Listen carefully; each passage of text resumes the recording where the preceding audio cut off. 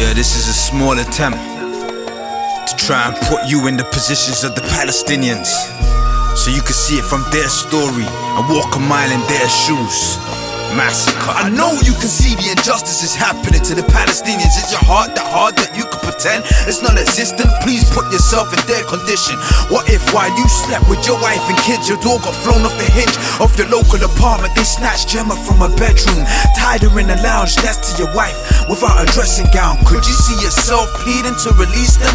You might wish they feared God at this moment, but they only heathens fondling your wife, knowing she's 7 months pregnant. They touched her breast, ran their hands up her thighs. Devil's men, where's Gemma? A scream from the corridor cut through the atmosphere. The smell of rape, she only 13. Wishing dad was here to save her. Powerless, but you portrayed the braver. They brought Gem back in the lounge, blood dripping from her labia. What would you do? Would you let rage consume you? Self-destruct, your family structure's been ruptured. Any help is luck in front of your wife and daughter. When you thought it was up, they stripped your dignity, sodomized your privacy. And while you lay helpless, they place bets on what's inside your wife's pelvis. Open a womb up like a can of shellfish, stomping on the fetus. They blew a hole in your wife in the name of Jesus. Filthy creatures occupying your household. How would you react? Would you strap bars to your chest cause you felt oppressed? Mental booby trap. How would you feel seeing these people titled as heroes after they stressed your home medallions of honor to represent the throne? This is exactly what's going on in Palestine, while you criticize the reactions of Muslims over a glass of wine, knowing full well if this was your position, you would resist to exist, strive to survive for the sake of living. Yo, check it, cataclysm, yo. I've got a duty to protect my family by any means. With ducking shots, bombs dropped from the F-16s. Kalashnikov spit death, mothers cry with no limbs. They rip our trees from the roots like they do to our dreams. Put yourself in my shoes and try surviving the most horrific of scenes. Every day is a torture, I'm haunted by the pain that it brings. Unable to sleep, my belly's rumbling, plus there's nothing to eat. I hug my mama tight while she cried for the night. Daddy was brutally murdered cause he put up a fight.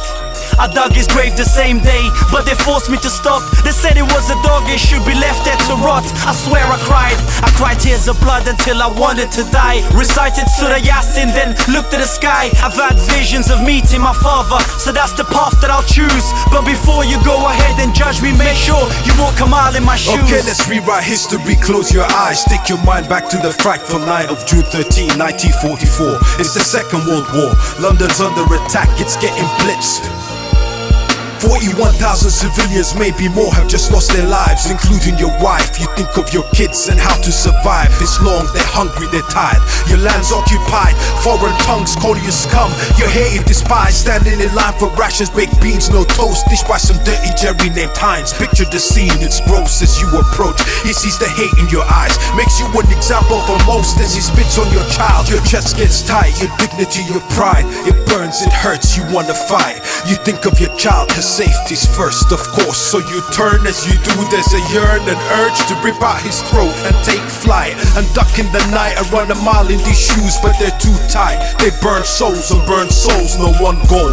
Revenge is a dish best served cold. Foretold, they build walls, keeping you stranded, surrounded by bulldozed homes. The world knows of your plight, no water, no power, no shimmering Piccadilly lights. Just confined within a giant wall, clinging to life on all fours. The young fall, your tears pour, you're all poor. You're now getting a glimpse of a life that's too raw. It's hardcore strife, plus the violence means you minus the innocence and add some more gore. Imagine Paul from next door, just 10 years old and riddled with holes as he crouched behind his father Daryl, his arms raised by the barrel, pleading, stop your fire.